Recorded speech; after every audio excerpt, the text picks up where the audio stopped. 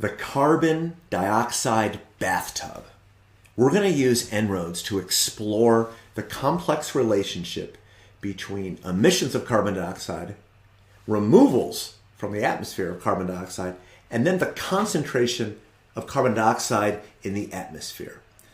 So the graph that I want you to look at is here in impacts, the CO2 concentration measured in parts per million carbon dioxide. This is the stuff that is collected in the atmosphere that is trapping heat and causing the problem.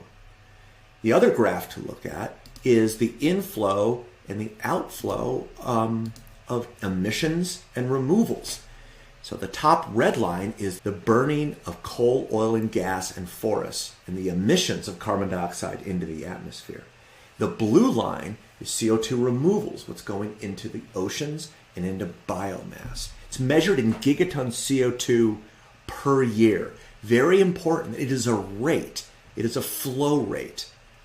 Now, these three variables are related, and really simply, they behave a lot like a bathtub.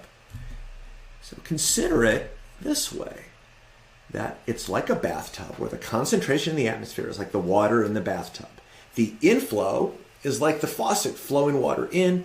Removals is what's flowing out into oceans and into biomass. Where are we right now with the relationship of these three? Let's go back and look at the graph. It looks like the red line is about double or so the blue line. So that means the inflow to the bathtub is about double the outflow. If you've got a bathtub with double flowing in what's flowing out, what is the level of water in that bathtub doing? Of course, it's going up. So look at the graph on the right. CO2 concentration is rising. It behaves like a bathtub. Now, most people think, well, what would happen if we were to just level out emissions? Wouldn't that do what we really need to do, which is to have CO2 concentration flatten at least? Now, what we really need to do is that concentration to flatten and then fall. Project Drawdown, our colleagues, is built around drawing down the level of CO2 in the atmosphere. Wouldn't it be true, and most people do think, if we were to just flatten CO2 in the atmosphere, concentrations flatten? Well, let's try it. I'm going to put in some policies. It doesn't really matter which policies, but here they come. The emissions are roughly flat over time, right? But look over on the right. CO2 concentration in the blue line still going up. Wait, this is flat? That's going up. What is going on? Well, think about it as a bathtub. Look over on the left again. The inflow is greater than the outflow. The red line is above the blue line. If you have more flowing into a bathtub than is flowing out for the whole century, of course, CO2 continues to rise. As you'll see, it's necessary to reduce emissions significantly. Now, to what point do you have to reduce emissions in order to get the level of water in the bathtub or the CO2 concentration to be flat? Well, look at the bathtub again. If you want the level of water in the bathtub to be flat, the emissions, the inflow, needs to equal the outflow. They need to be the same.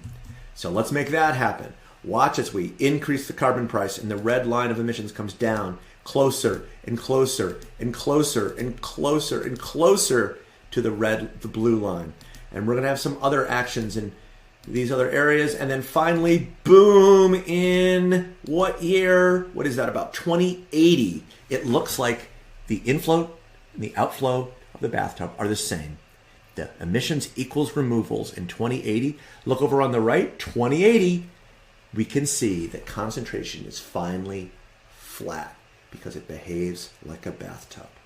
Now, that's not all we want. We actually want this concentration to be flat and then go down. To do that, I'm going to try some other things. We could reduce emissions more, or we could boost removals. We can push CO2 removals up, the blue line up. So what if we grow more trees? It goes up. What if we have some technological carbon removals? Then we get to the point where in 2045 it's flat, but after that, the outflow exceeds the inflow, so you have the level of water in the bathtub coming down. You have emissions lower than removals, so the concentration starts coming down. That's why we have to reduce emissions so much, perhaps increase removals some as well, in order to get the concentration to flatten and level. And this is why the bathtub analogy is such a powerful way to look at the relationship between these variables. It is the perfect analogy for understanding these dynamics. Hope this is helpful. Go get them.